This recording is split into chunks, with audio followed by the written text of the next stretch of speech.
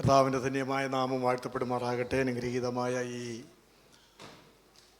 Sunday school PYPA ആനിവേഴ്സറിയിൽ നിങ്ങളോടൊപ്പം എനിക്കും സംബന്ധിപ്പാൻ, കുടുംബമായി കർത്താവിൽ സന്തോഷിപ്പാൻ ദൈവം ഒരുക്കി തന്ന വിലപ്പെട്ട അവസരത്തിനായിട്ട് ദൈവത്തിന് സ്തോത്രം ചെയ്യുന്നു.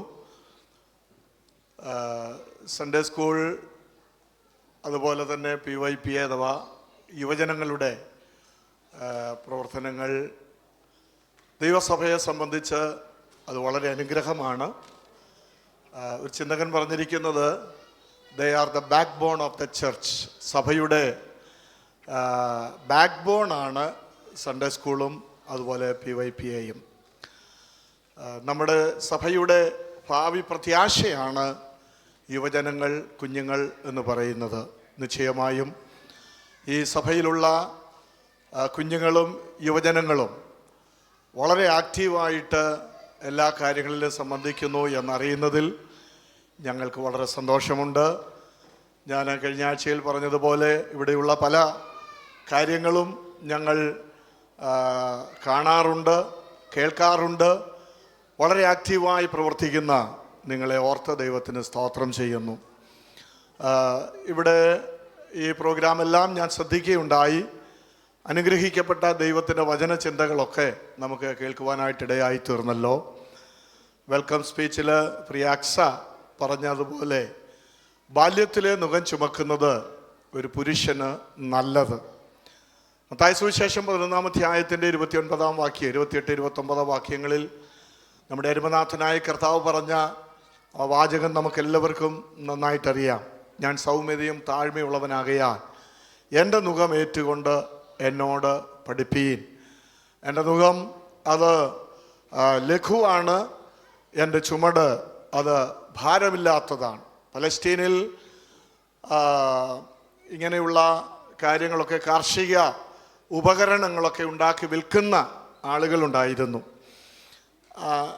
നുകം ഉണ്ടാക്കി വിൽക്കുന്ന ആളുകൾ ഒരു ബോർഡ് അവരുടെ ആ ബിസിനസ് സ്ഥാപനത്തിൻ്റെ മുമ്പിൽ വയ്ക്കാറുണ്ട് എന്നാണ് ചരിത്രകാരന്മാർ പറഞ്ഞിരിക്കുന്നത്.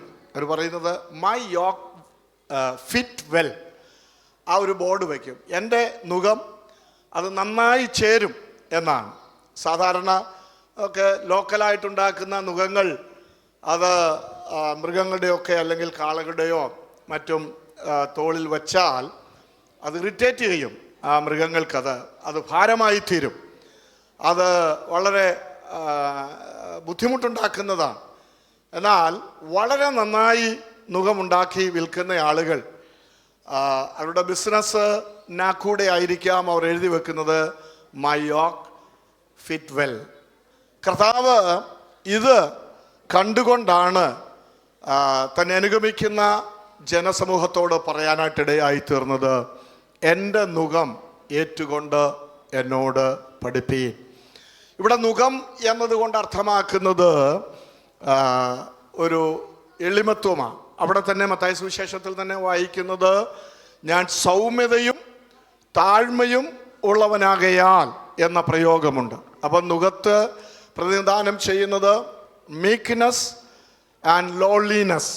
നാം ദൈവസന്നിധിയിൽ സൗമ്യതയുള്ളവരായി, താഴ്മയുള്ളവരായി നമ്മുടെ ജീവിതം മുൻപോട്ട് നയിപ്പാനായിട്ടിടയായിത്തീരണം. യുവജനങ്ങളോട്, കുഞ്ഞുങ്ങളോട്, എന്നെ കേൾക്കുന്ന എല്ലാ പ്രിയപ്പെട്ടവരോടുമായി എനിക്ക് ഇന്ന് പകൽക്കാലം ഓർമ്മപ്പെടുത്താനുള്ള ഒരു പ്രധാനപ്പെട്ട സന്ദേശം ഇതാണ്: നാം ക്രിസ്തുവിൻ്റെ സ്വഭാവമുള്ളവരായി തീരണം എന്നുള്ളത്.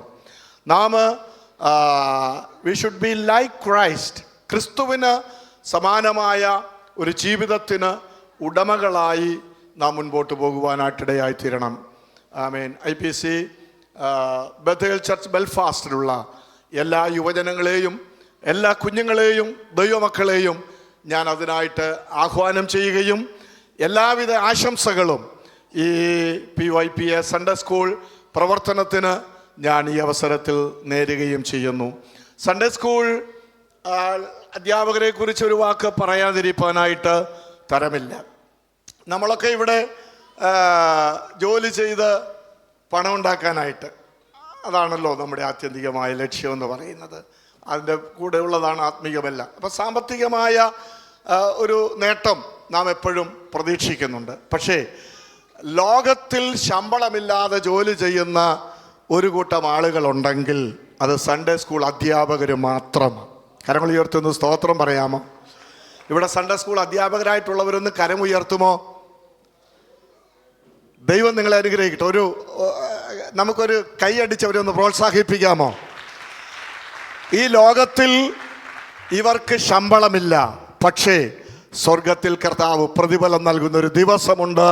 അന്ന് നിങ്ങളെ കർത്താവ് ആദരിക്കും. കാരണം അനേക കുഞ്ഞുങ്ങളെ ദൈവവഴിയിലൂടെ അഭ്യസിപ്പിച്ച് നിത്യതയ്ക്ക് അവരെ അവകാശികളാക്കി തീർക്കുന്ന ഒരു ഭാരിച്ച ഉത്തരവാദിത്വമാണ് സൺഡേ സ്കൂൾ അധ്യാപകർ ചെയ്യുന്നത്.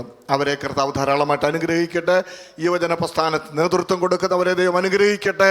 ഒരിക്കൽ കൂടെ എൻ്റെ കുടുംബത്തിൻ്റെ എല്ലാവിധ ആശംസകളും നേർന്നുകൊണ്ട് ഞാൻ എൻ്റെ വാക്കിൽ നിന്നിരിക്കുന്നു. ദൈവം അനുഗ്രഹിക്കട്ടെ. Thank you.